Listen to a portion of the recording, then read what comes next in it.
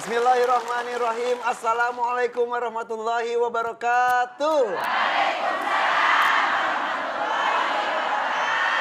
Ya, pemirsa MNC TV, alhamdulillah hari ini kembali saya Irfan Hakim bersama dengan Ustadz Danu. Kita bersama-sama di sini di Siraman Kolbu, Sejukan Hati. Bu, kita buka pakai pantun mau nggak? Beneran mau? Ke Galunggung pergi berenang. Jangan lupa bawa pelampungnya. Jika hati mulai tak tenang, membaca Quran itu obatnya. Ya, tepuk tangan. Ibu apa lagu itu nggak? Obat hati apa enggak? Coba. Obat hati ada 5 perkaranya. Yang pertama baca Quran dan maknanya. Terus yang kedua sholat malam dirikanlah. Yang ketiga berkumpulah dengan orang soleh. Lanjut. Yang keempat perbanyaklah berpuasa. Terakhir. Yang kelima zikir malam perpanjanglah. Subhanallah. Tema kita hari ini adalah obat hati. Tuntunannya sudah jelas apa yang harus kita lakukan supaya hati kita tenang, hati kita terjaga. Ilmunya sih sudah tahu ya Ustadz ya. Tapi prakteknya kadang-kadang lupa.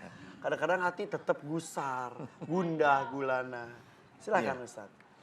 Iya, sebenarnya yang tadi nyanyian itu ya boleh, memang ada benarnya. Jadi obat hati salah satunya adalah membaca Quran. Itu benar, ya benar. Jadi wa idza quri'al Qur'anu fastami'u lahu wa ansitu la'allakum turhamun. Jadi ayat Quran tersebut menceritakan bahwa jika diperdengarkan ayat-ayat Quran, maka perhatikan, dengarkan dan perhatikan agar kamu mendapat rahmat. Jadi setiap ada seorang yang melantunkan ayat Quran, seyogyanya memang kita tundukkan kepala. Itu yang baik itu seperti itu.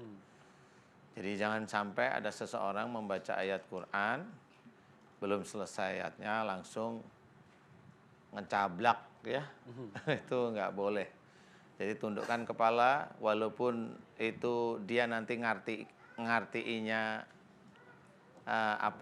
ngartiinnya kurang pas, kurang benar, nggak apa-apa, biarin aja dulu maksudnya kemana. Tapi jika ayat tersebut sudah dikeluarkan, dengerin aja.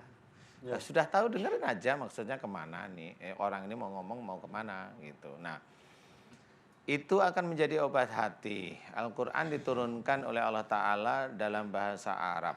Sehingga pada waktu Al-Quran itu dibaca oleh orang Arab, langsung tahu artinya. Nah, kalau di kita harus tahu maknanya. Jadi harus ada tafsirnya untuk menjadikan kita itu paham. Jadi membaca Quran itu apakah boleh hanya baca Arabnya aja? Boleh, silahkan. Tapi akan lebih baik kalau kita membaca dengan tafsirnya.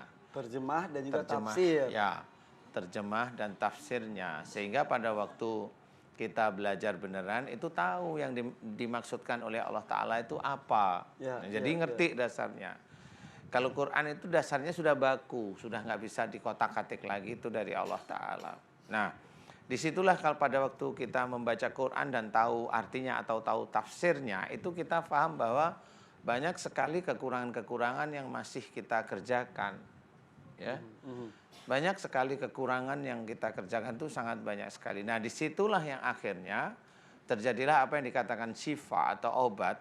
Al-Quran menjadi obat itu adalah pada waktu kita mengetahui arti dari Quran tersebut, ya, sudah mulai ngerti, kemudian kita paham, mulai kita aplikasikan ke kehidupan kita sehari-hari. Nah, disitulah obatnya sebenarnya. Jadi kita merasa merasa sebagai pelayan Allah dalam keseharian. Jadi Quran mengatakan, umpamanya mengatakan lemah lembutlah kamu kepada mereka. Kita tetap belajar untuk lemah lembut kepada siapapun orang yang kita ajak bicara atas satu, yaitu Allah Ta'ala. Jadi kita lemah lembut bukan karena ingin jabatan kita naik, enggak.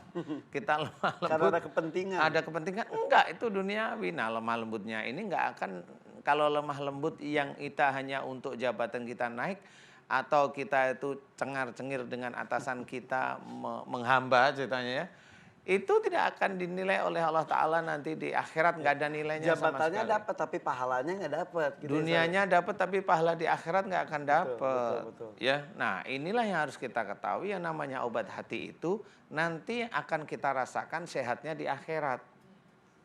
Sehat itu pahalanya di akhirat. Jadi paham betul. Oh, umpamanya saya disuruh oleh Allah Ta'ala menjauhi dukun umpamanya. Dukun itu apa aja harus tahu. Tanya sama yang benar-benar ahlinya. Ya, dukun itu nggak cuma wah dia baca ini baca, enggak. Dukun itu benar-benar dasarnya kalau dia membaca sesuatu niatnya bukan karena Allah Ta'ala. Saya langsung begitu aja. Itu saya anggap itu dukun. Kalau dia membaca sesuatu dasarnya Allah Ta'ala, walaupun dia pakai bahasa Indonesia umpamanya, atau dia pakai bahasa Jawa, atau dia pakai bahasa Sunda umpamanya ya. Kalau dia omongkan itu, loh itu yang dia omongkan itu ayat Quran.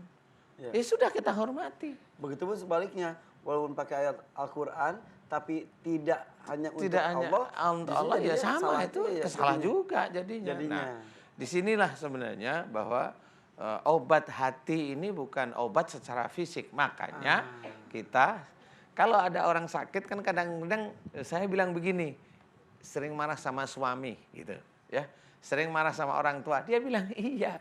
Lah karena memang sakitnya dia dari itu. Karena dia marah sama suaminya, karena dia marah sama orang tuanya. Dan dari itu, gimana caranya itu menjadi obat? Ya tobatlah pada Allah Ta'ala. Nah kita ajarkan tobatnya. Tinggal apa? Tinggal mohon ampun kepada Allah Ta'ala, minta maaf sama suami atau minta maaf sama orang tua. Apakah itu sembuh? Sembuh urusan Allah. Yang penting yang selamat itu akidahnya, kan gitu. Yang selamat itu akidahnya, yang penting itu.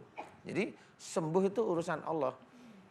Kita di sini sebenarnya prosesnya adalah mengobati hati para yang sakit sebenarnya. Pemirsa di rumah juga sama. Jadi obat hati itu sendiri. Obat hati. Karena ketika hatinya sudah baik, kelakuannya baik, tingkah lakunya baik, insya Allah penyakit-penyakit insya Allah penyakitnya itu nggak ada. Terima kasih Ustadz. Sama-sama. Nanti kita